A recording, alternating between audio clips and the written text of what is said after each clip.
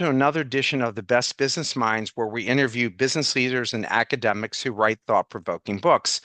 I'm Marc Kramer, serial entrepreneur who consults with family businesses and entrepreneurs.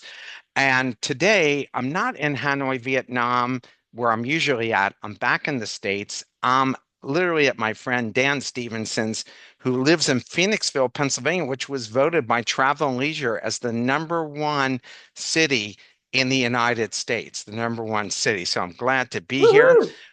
Our guest is Dr. Elizabeth Moran, author of the book Forward Leading Your Team Through Change. Elizabeth, welcome. Thank you. So happy to be here with you all. Well, I'm thrilled to have you, and I really enjoyed your book. And so, as I mentioned to you, it's very timely since I'm teaching leadership at Vin University. I'm going to have you come on by way of Zoom to my students. But before we get started about your book, why don't you give us your professional background about how you got to where you're at right now? Sure. When I started off, my father directed me into HR because I wanted to help people. So, as usual, back then, I think HR, thank goodness, has changed a lot. But I started there and then morphed into more of a focus on leader development, org development. And so I spent most of my career in the corporate world in larger companies. And then I also took chunks out. I got my doctorate in clinical psychology, loved that, wanted to refine my skills, but didn't feel done with the corporate world, primarily because, and not to offend anybody, but I felt like organizations did really stupid things to demotivate people. And usually organizations are people, but knowing that people were doing their best they could with the information and resources they had. So my hope was that I could be of service. So my last large corporate role was at ADP. There are about 60,000 people globally, and I was vice president heading up their people, team, and organizational development. And that's where I really, with the business leaders, developed this approach on leading through change. Because my experience was when people heard change leadership or change management, and I should say, I call it change leadership. I couldn't care less what you call it. So if you want to change it to change management, whatever works for you. They were overwhelmed by the concept. Like it wasn't practical, and most of these leaders, even though they were at large companies, didn't have the resources or the time, which I think a lot of people in small and medium-sized businesses found. So they were just overwhelmed. So together we said, of all the best practices, what are those key actions for managing the change that are really important?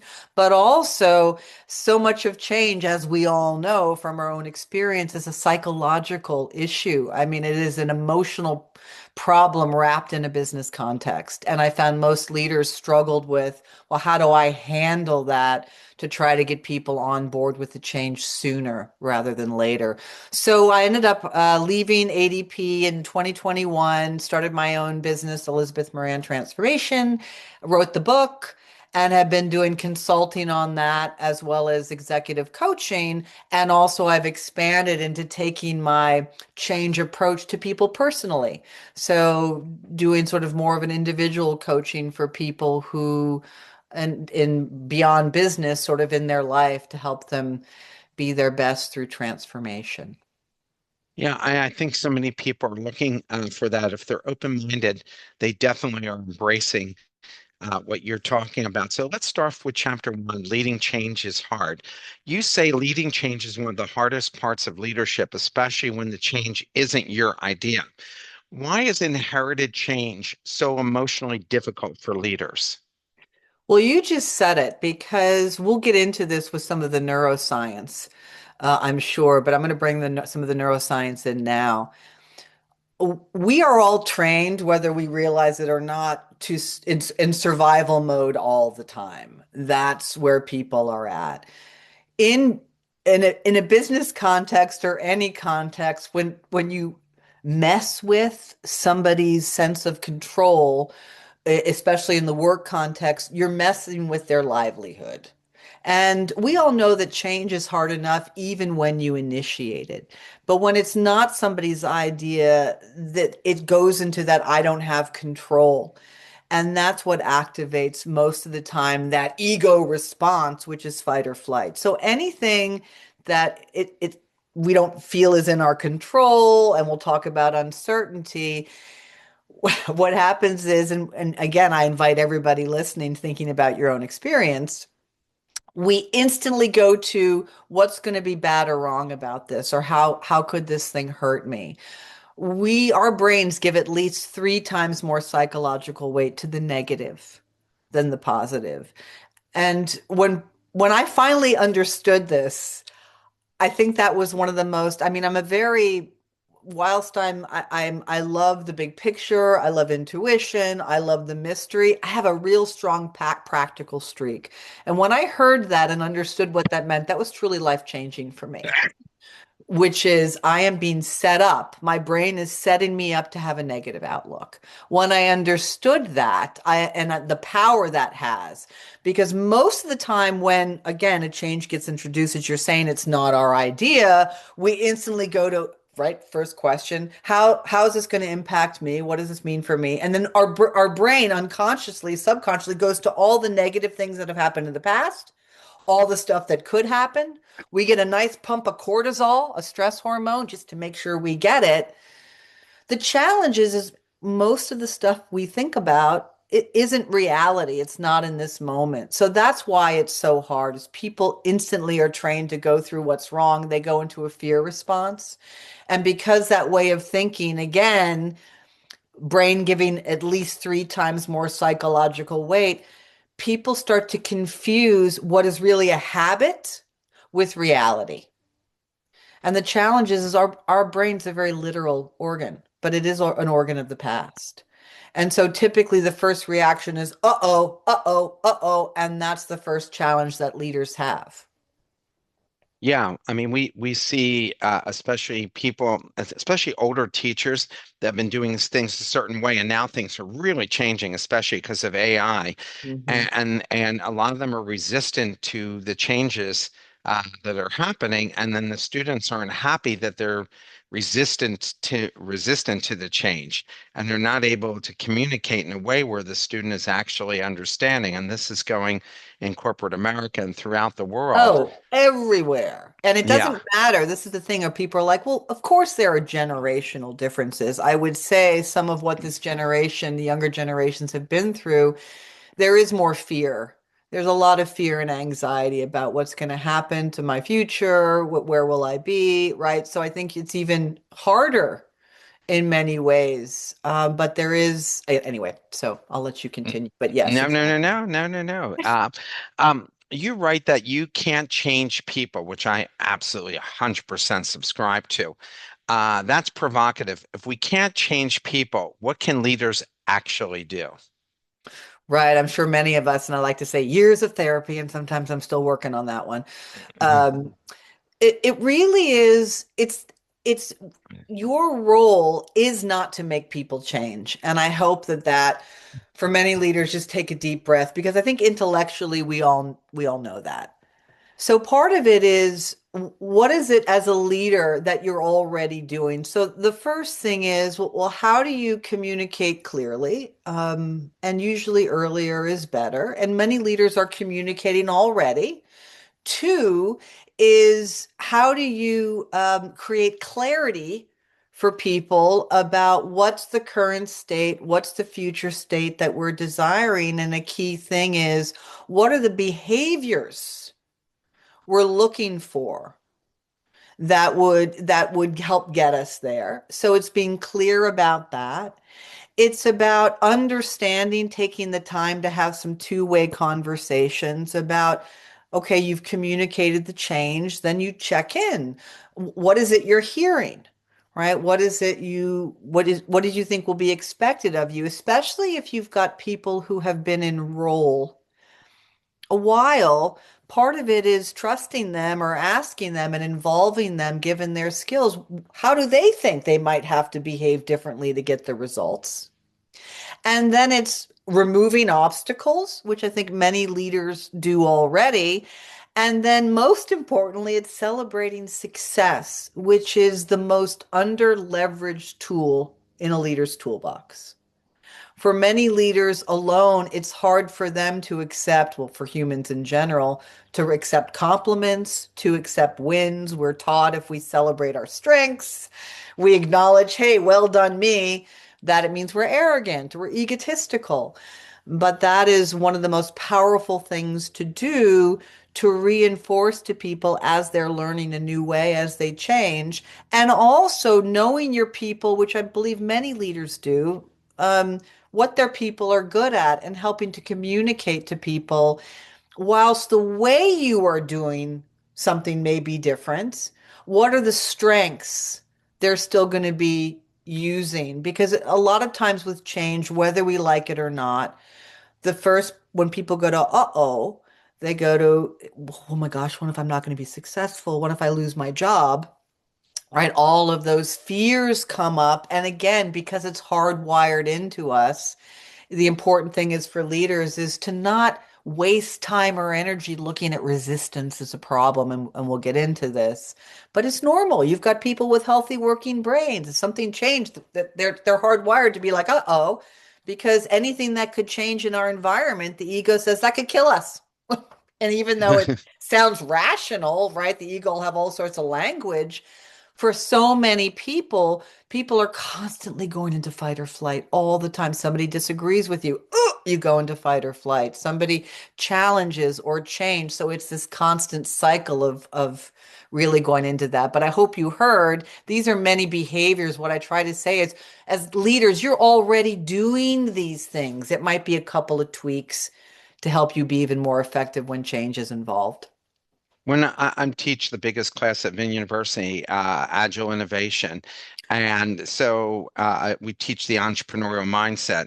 And I tell they're all freshmen in this class, and I had 780 students in this class. And I said to them, now your job is to learn how to make the net person on your right and your left better than they are now. Your job is, as a leader, is to support them and help them get to the next level. It's not about you like it was in high school where you had to have the best grades and get into the best school and it was so competitive. Now you're at the top school and your job is to show everybody else in the school what lengths you're willing to help them become better and Mhm. listen to their ideas and help implement their ideas. And so it was like a radical way for a change for them to be looking at things, especially the way that they've been taught and wired to look after yourself. Even though Vietnam is a very team-oriented culture, but the idea of, being the top, the very best. So that's what we try to teach them. What's the biggest mistake leaders make in the first 24 hours after being told they must implement a change? Not communicating it. I think when I ask leaders or understand, and I'm curious about the people here, what is it that prevents you from communicating a tough change?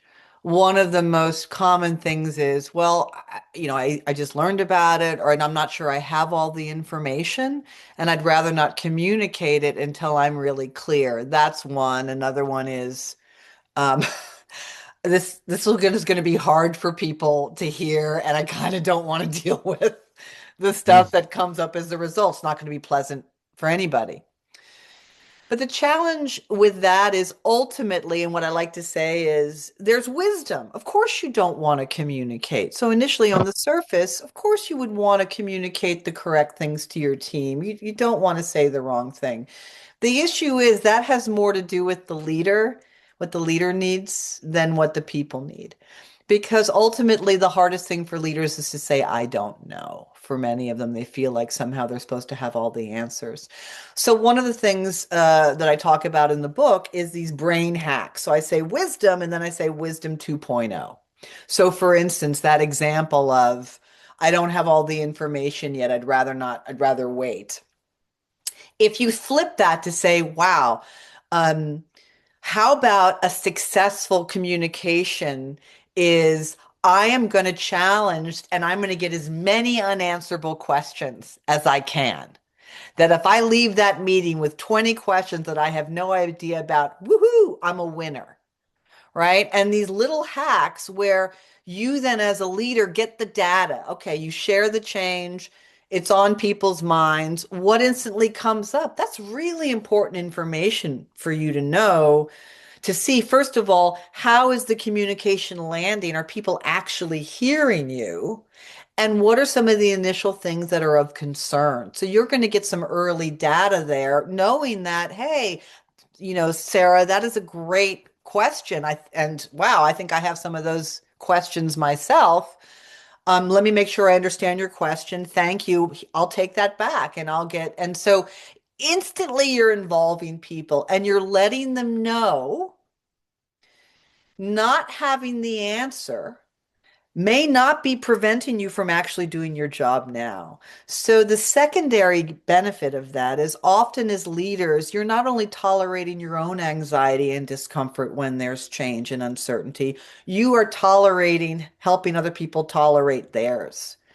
And so the uncertainty, so we talked about the negativity bias is the first sort of way the brain goes with three times more weight on the negative. The other neuroscience piece that makes this hard is uncertainty. Again, they go together very nicely. What we don't know could kill us. The study that was done on that, which one is I love, is they hooked people up to an fMRI and they did brain scans and they were flashing images. So people were already in an uncertain situation. What they discovered is that through that uncertainty, right, people were 75% more likely to mispredict that bad things were going to happen. So what I like to say is, so even though an image flashed up that was not a bad image, they automatically went to it's bad. It's bad because that is the impact of uncertainty on us. So the power of communication is not only potentially being able to answer questions right away, it's also assuring people that yes, that is still unknown. But unknown doesn't mean bad. It does to our brain. Unknown means we just don't know yet. So that's a way to communicate early. And I don't know any organization or person that isn't going through a change. And it's usually not one change, there are multiple changes. Just look around, like personally, professionally, and then in the world. People are already in a ton of uncertainty. So the sooner you could begin a dialogue to understand what's on people's minds, so you know as a leader, how do you focus your energy to support people best as opposed to just guessing. Well, what would you have told the leader of Amazon who's just now announced another layoff of 10 or 20,000 people? And it's all based on, oh, we think AI can be more efficient than these people, which is really about, hey, how do I eliminate cost and give myself a bigger bonus at the end of the day? So, how do you think, what would you have advised him on how to communicate this? Because all the rank and file have got to be scared that their jobs are also going to be eliminated, especially if they didn't do it once in the year. They've already done it twice in 6 months or less. Yeah, and the interesting thing about that is what I have found when I was working. So you'd have people in one area of the organization or somebody, even if it's a small business, might be losing their job. It does trigger everybody else's. I mean, we're pack animals, we really Yeah. are. It does trigger about what does this mean for me?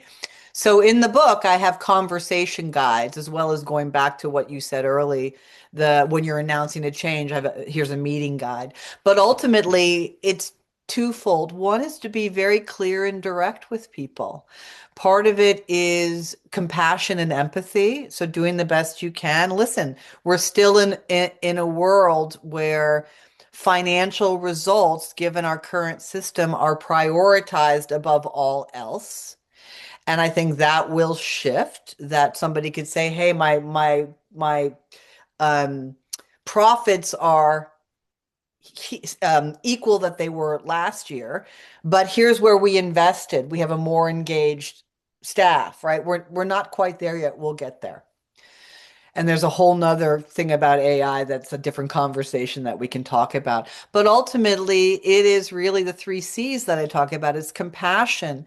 It's appreciating the people who might be exiting, sharing their accomplishments, communicating with people very clearly about how the organization will try to support them.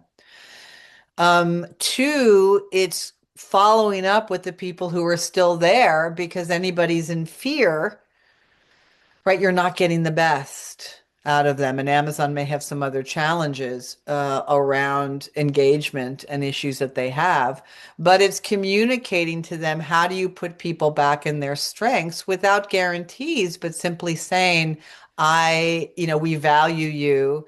Let's talk about what you enjoy about your job and how do we make sure you're still doing that?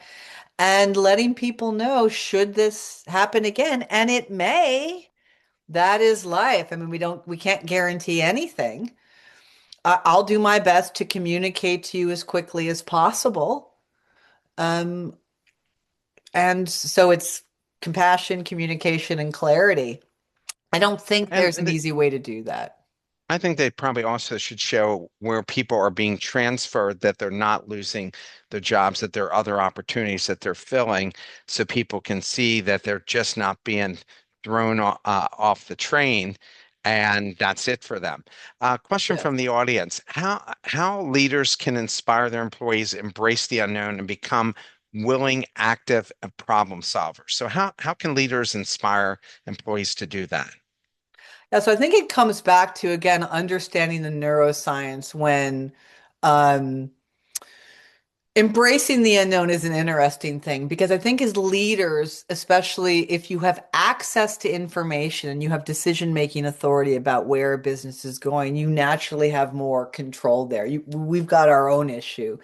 Oftentimes, though, it's again understanding how people react to the unknown and uncertainty, talking about that, reminding people again, when we go into uncertainty and we go into the fight or flight, again, we've got the negativity bias and the fear response. It's very important to engage in a dialogue with folks again about how are you seeing this? What are you afraid of when you hear about this change? What is it about this change that concerns you or bothers you?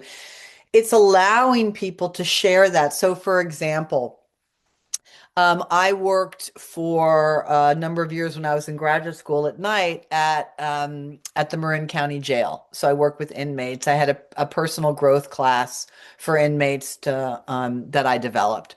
And I remember there was this one inmate that he had participated in the whole class. It was like the second to last class. And he was always very downtrodden. And I never asked anybody what they did because I never wanted to be biased. But I noticed I came in and he was like laughing. He was like a different person. And he came up to me. He's like, Elizabeth, guess what? And I was like, what? He's like, I got 30 years. And I was like, ooh, what's my face doing right now? But that was so powerful to me to understand that 30 years was better than not knowing what was happening to him. And so, not underestimating the unknown. So, first of all, it's being very clear with people. Here's what we know. Here's what we don't know. Again, course correcting through communication, unknown back. Listen, here's what we have control over. Here's what we don't.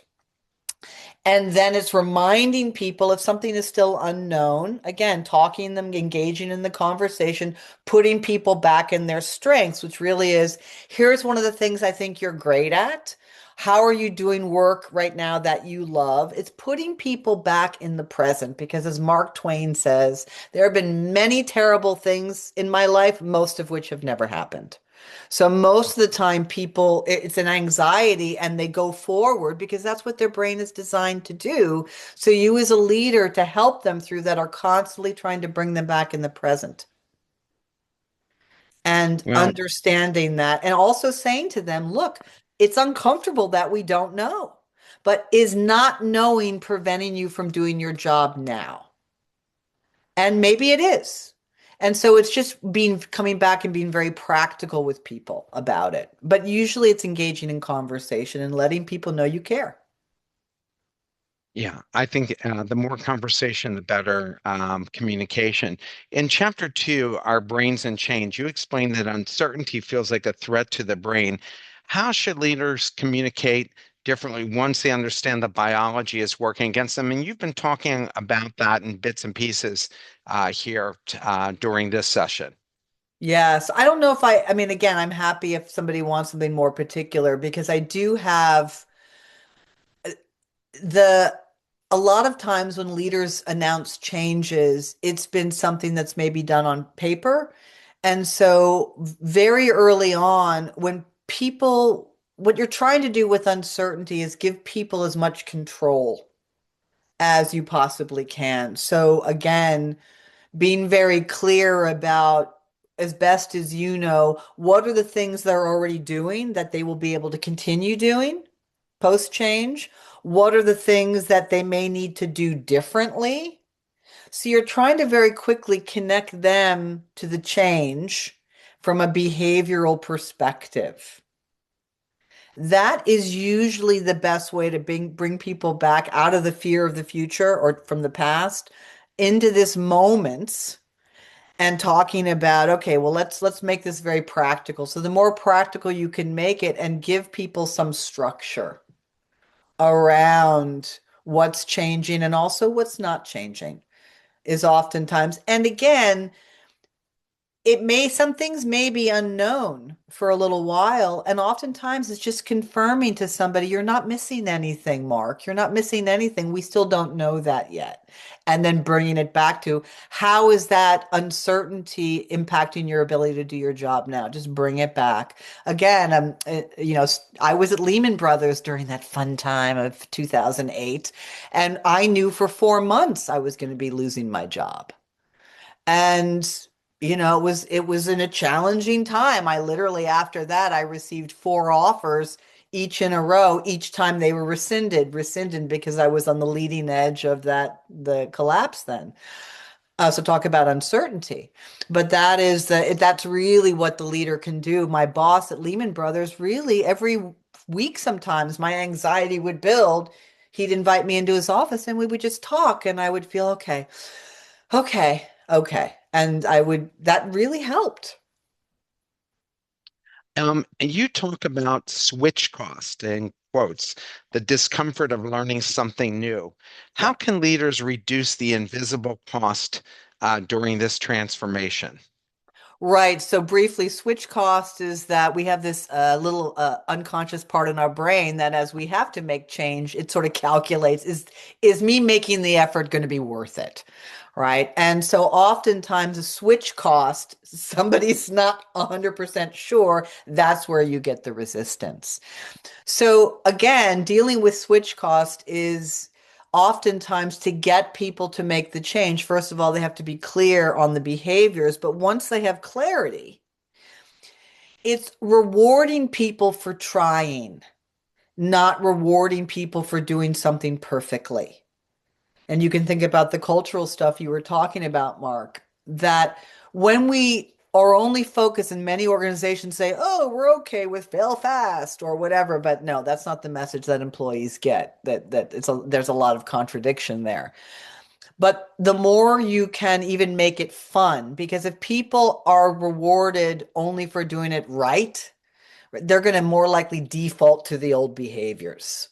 So the more you can even make it fun. Hey, you tried this. This is new behavior. Hey, epic fail. Great. You get a $5 coffee card at Starbucks or whatever. Woohoo, you make it fun. So it really is rewarding people for the efforts because the switch cost takes effort. You all know when you're going to try something new, it takes more effort. And so oftentimes we don't want to do it, especially if the change wasn't our idea. So again, rewarding people can really help move through switch cost. You outline compassion, communication, and clarity as three priorities.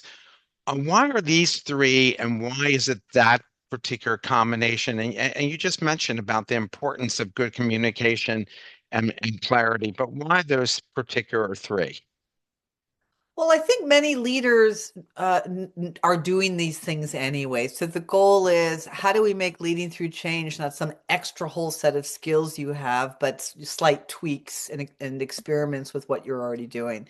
So it was, how do you simplify it? And that as an executive coach, oftentimes I ask people as a leader, do you have a leadership operating model? Right? So you usually have people leadership, business leadership, market leadership, but in people leadership, what are sort of the overarching principles that help guide your behaviors? So with change, this becomes even more important. So Communication, let me start with compassion. Compassion is definitely about empathy, but when it comes to change, it is literally taking time in advance. This could be 5 minutes.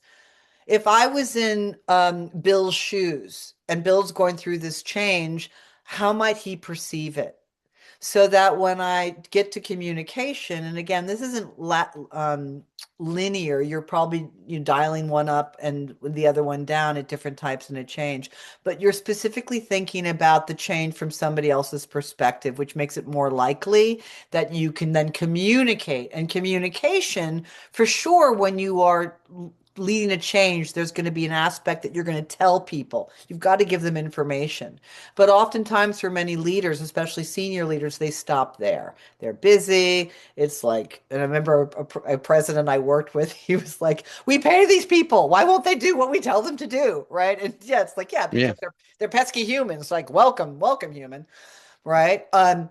But so it's the communication is creating those two-way opportunities. And that could be 5 minutes. It could be a 20-minute huddle, right? There was a leader who had a huge change where he and I worked on where he was closing a whole division. 700 people were going to be losing their jobs. He went out 7 months in advance. I encouraged him, my HR colleague discouraged, but I said, go out there. And that was important to him.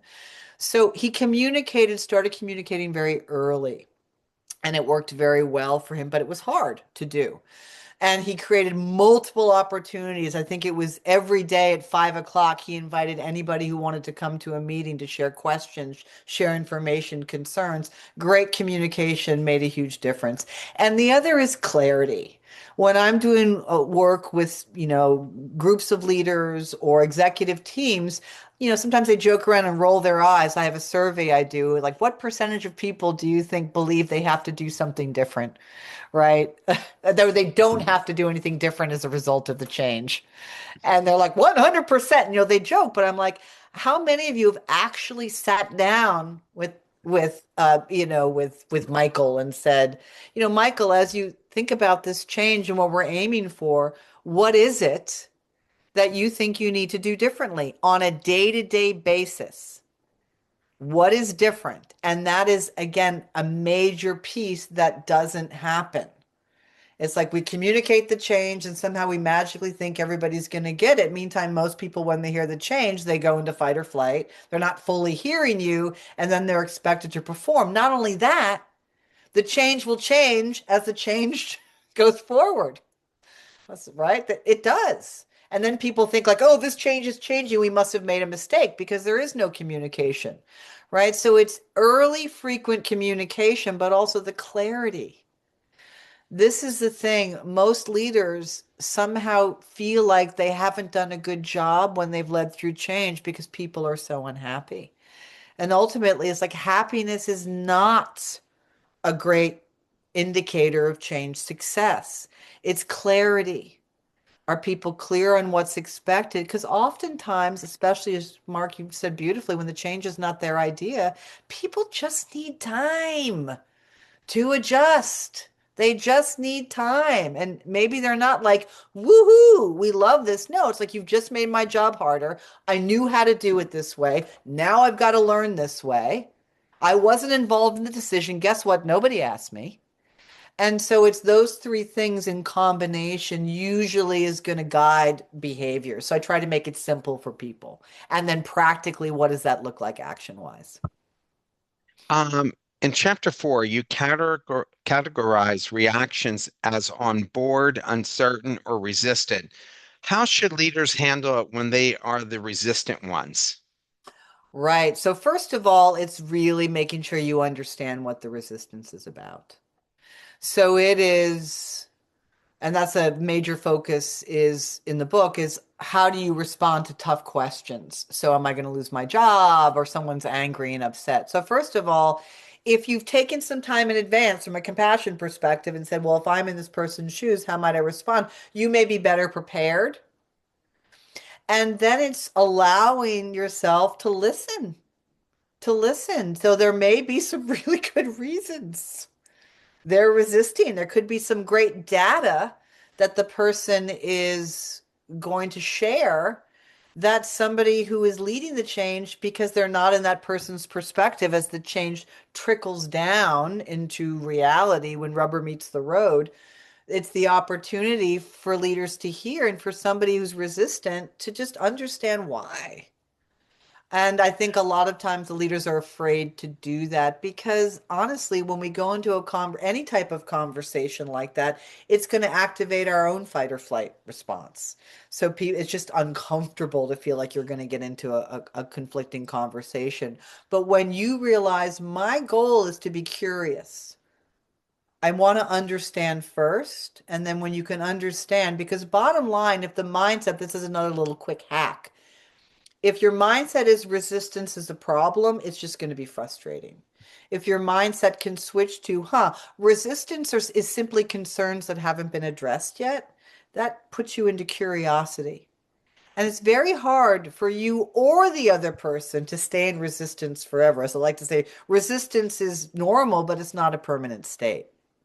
So once you can find out what's going on for the person through conversation, you're much more likely to be able to work through it. And I think that probably goes forward in personal relationships. I mean, that's probably like the best advice you could possibly give somebody regarding personal relationships. And what do you hear about the person that's unhappy? It's always about the other person is resistant to any kind of change or Yeah. even being open to suggestion Yes. about whatever that may be. And Yes, and that's what also, kills it. sorry, and also the person may be resistant, and that's okay. So after you feel like you've gotten clear, you've been very clear about the behaviors, they understand, you feel like you've done the best you can do, then it's like this, my sense is for what I'm seeing from your behaviors is that you're not on board with the change. And if the person says they're not, then you're like, that's okay. Then this probably isn't the right role or the right company for you. And that's okay. Nobody has to be upset about that. You can help the person find their next gig. Um, so it's not a failure. That's life. Same thing in relationship. Just because a relationship doesn't last doesn't mean it's a failure. It means that people have grown. Well done them. And we can leave with compassion and dignity. Yeah, I think is obviously always the best. Um, what practical technique can leaders use to reframe their thinking when they're feeling anxious or frustrated about a change? Leaders feeling that they themselves are anxious or frustrated, or their Yeah, people. when they are, when practical, what's a practical technique leaders can use to reframe their thinking when they're feeling anxious or frustrated about the change that they have to make? Well, again, leaders are people too, right? So if they didn't decide to make the change, I think that's one of the hardest things for leaders and organizations. They're caught between, they feel squeezed between people who are deciding to change and now they have to implement it. And they themselves might not be on board with the change. So part one is know yourself. If you're struggling with the change or you're not on board, that's okay. um, in from the research I did in talking to folks for the book, I have here the 9 common reasons people resist a change. And it usually is good reason. It's a good reason. And so the first thing is understanding why am I resisting this change and taking some time to self-evaluate and understand is this about the past or what's here. Part two is after you feel you've done that, is there a way you can present it? So one of the reasons, people say is, well, we tried this in the past and it didn't work and now we're doing it again. Right? So it's really saying, okay, that's wisdom again. How do you treat your resistance first as wisdom and then decide, is this something that I just need time to get over, to adjust, or is there something here that I should try to communicate? And then if you are going to communicate it, I have some suggestions, but it's ultimately how do I communicate it in a way that will make it more likely that somebody will hear me? And for instance, maybe the people leading the change don't know about the history. So you're not saying, oh my gosh, it's the stupidest thing I've ever heard. We already did this. It is, hey, are you aware of, we tried this in the past? And if they are, okay, great. So in your mind, change leader, change maker, what's different now? Help me understand, is it an external condition, an internal condition? Because I'm happy to share, listen, I want to get on board with this change. I want to help make it successful. I just want to make sure that we're all set up for success. Right. So there's just ways to communicate that. As we always said, you don't do that. You don't hit send in the email when you're like, "Ah," that's not helpful to anybody. So it's figuring out one, how do I feel? Two, is this something I just need some time with? Or is there a need for me to communicate this? The other thing is using your own resistance as a barometer. It's a very practical thing. If you're feeling this, guaranteed your people will too. A big myth that leaders have is that they have to be 100% on board with the change to lead through it. You do not, right? You can actually use that authenticity and communicate that very thoughtfully to your people, which is, I'm struggling a bit with this change as well. Guess what? Train has left the station. We're going. This is what we're doing. So let's talk about how we might want to manage this. Let's think about some of the risks here. How can we mitigate them? Right? We've been in this situation before and we got through it.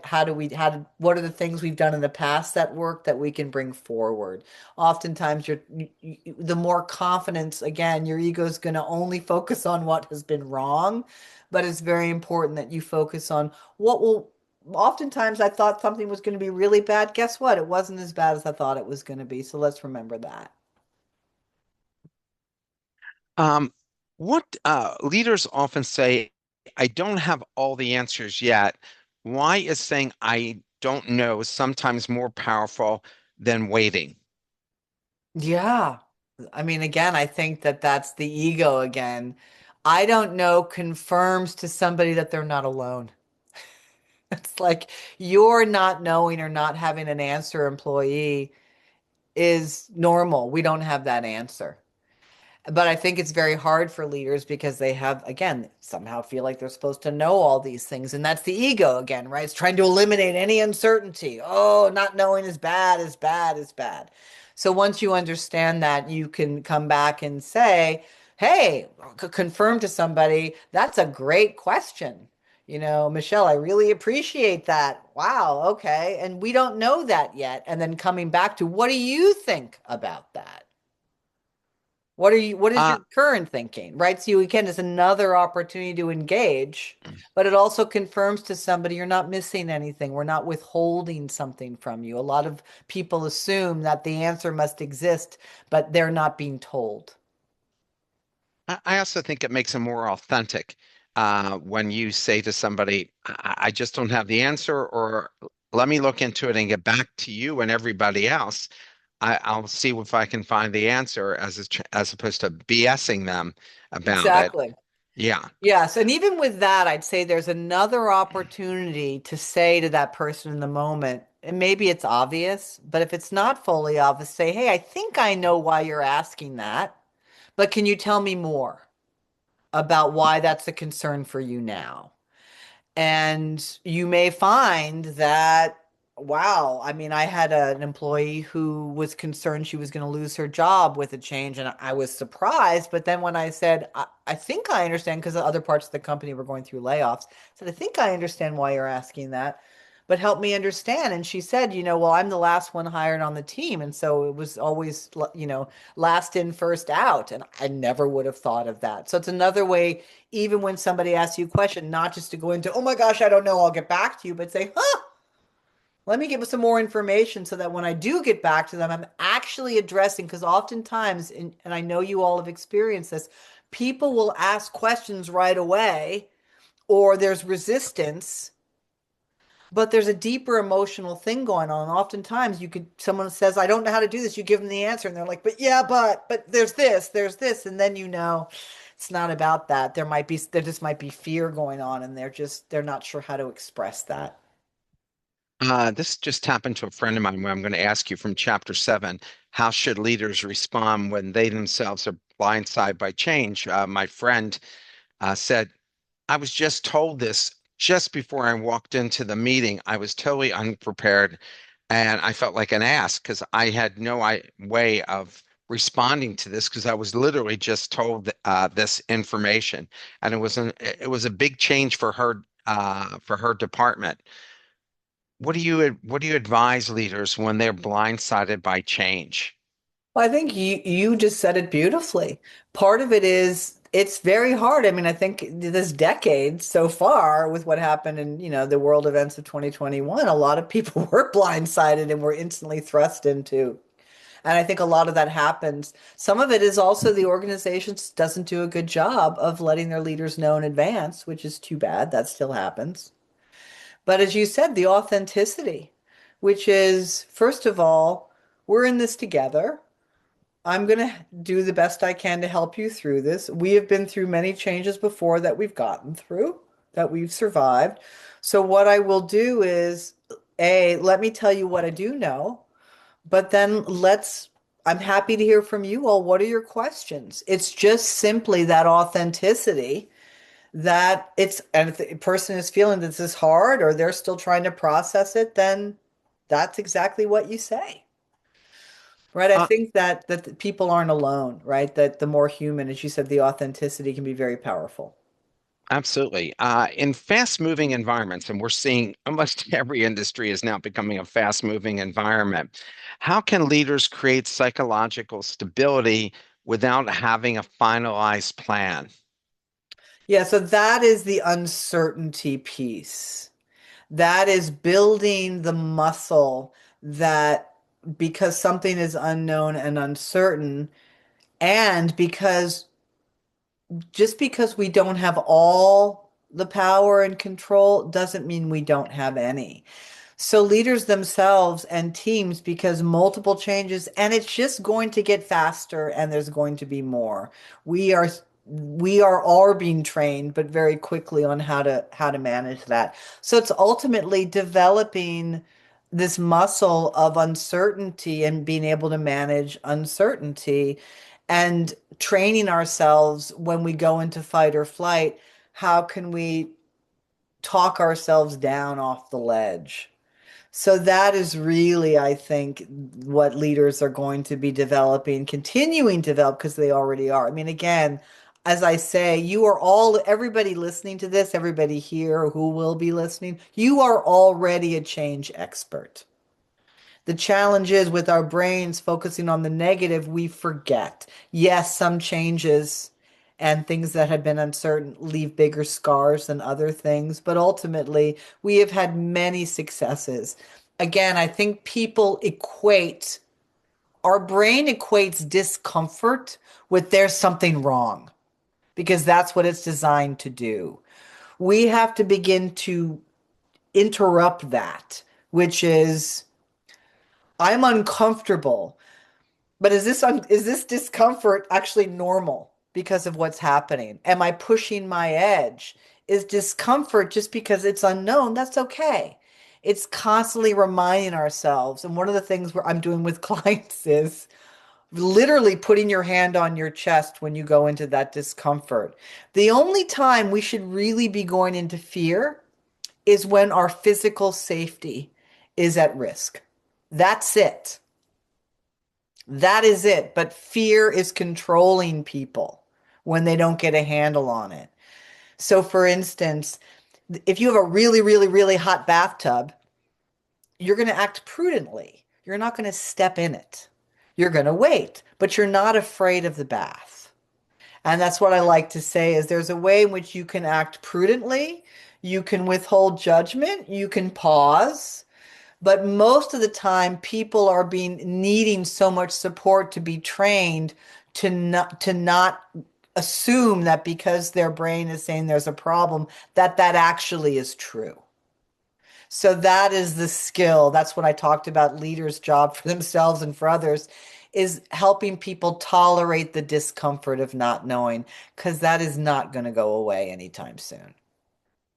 Um, in Chapter 8, evaluating progress on track or not, how can leaders assess whether a change is truly taking root versus just appearing compliant?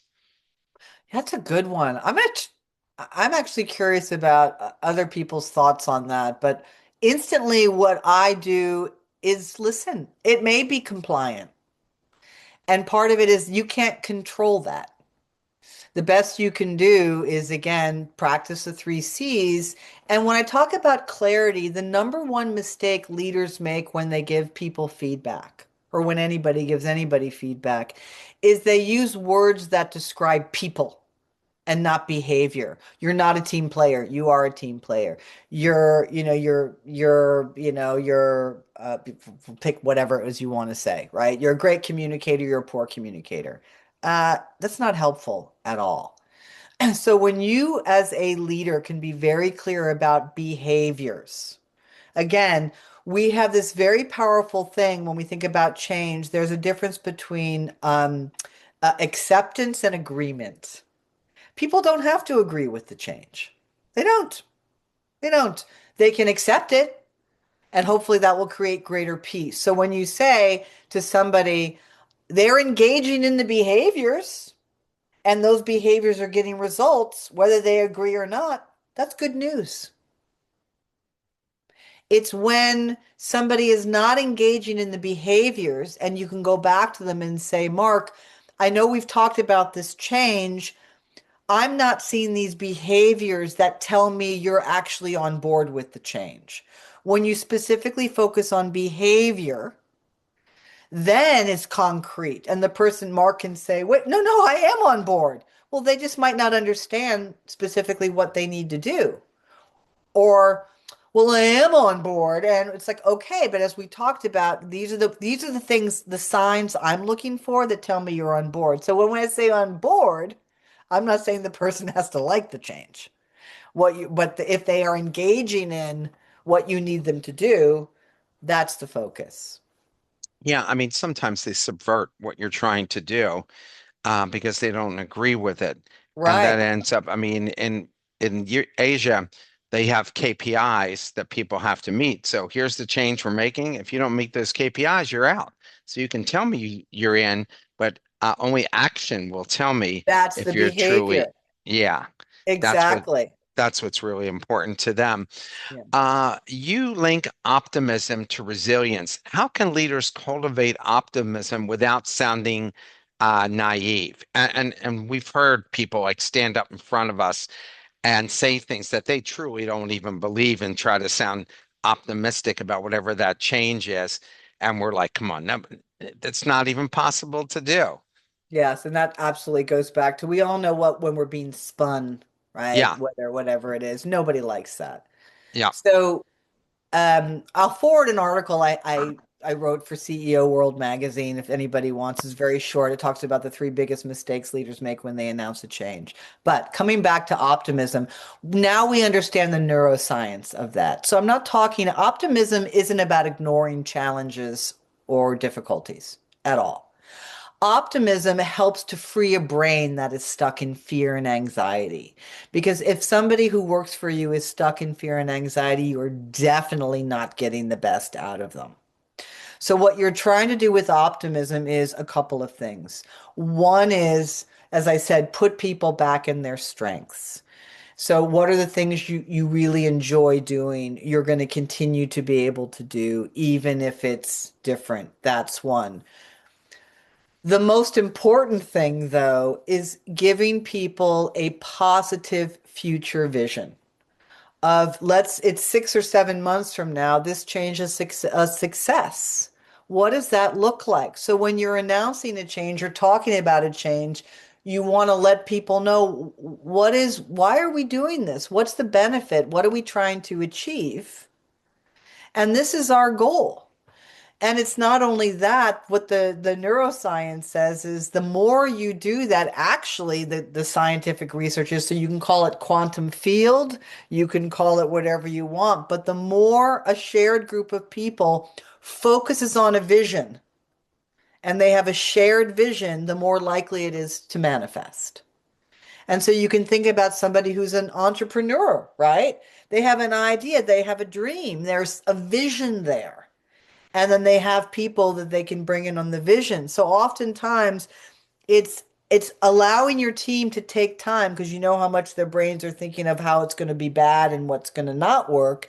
You're trying to course correct that because it's just as likely, and data probably says more often than not, maybe it's not perfect, but it's definitely better than our worst case scenario, which is where we go to.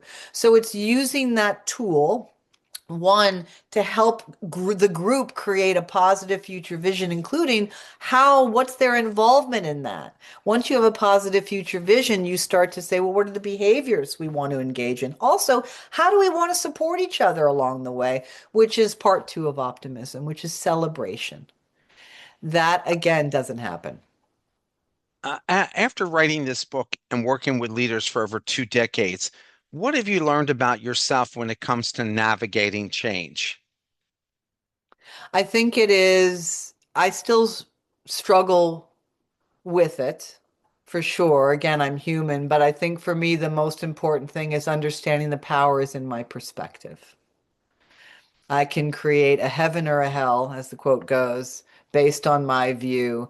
And again, it's not about staying positive all the time. An empowering perspective has to be authentic. So I'm struggling now. I'm unhappy now. But truth be told, I'm not a mind reader. I can't predict the future. I don't know that this is going to be as bad as I think. So it's always with anything is bringing myself back to the present moment. And then the practicing gratitude, right? Remembering all the things that I am grateful for. And the minute I do that, the thing is I have to hold that perspective because oftentimes it takes a moment for our emotions to catch up. So the hardest time thing for people to change that perspective is they feel like it's not authentic. But as we know, neither is the three times more psychological weight to the negative. So once you know that, you hold a perspective and you need some time to catch up to get there. But that is the most important thing that I have found is creating an empowering, truthful perspective that counteracts the negative. Here's my last question for you. If you could leave every leader with one mindset shift about change, what belief would that transform how they lead, and what would it be? It's the optimism. It's the reminding people how strong, how wonderful they are, how talented they are, and really loving each other genuinely and thoughtfully through care and compassion through transformation, starting with the self. Yeah, I agree with you too. I so thank you for taking the time to speak with us today. I really enjoyed the book. As I say, I'm going to have you come and speak to my class by way of Zoom to share some of this thoughts. And Right. so I Hear it is for much people. Right. appreciate it. Yeah, Right. And also, special thing here for any of your listeners, if people buy the book, I'm happy to give anybody free access to the audio book. They can just connect with me on LinkedIn.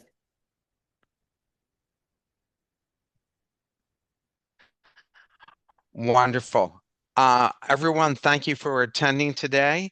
Thank you so much, Elizabeth, for sharing, and hope to see you all next week. Have a great rest of your day. Bye, everybody.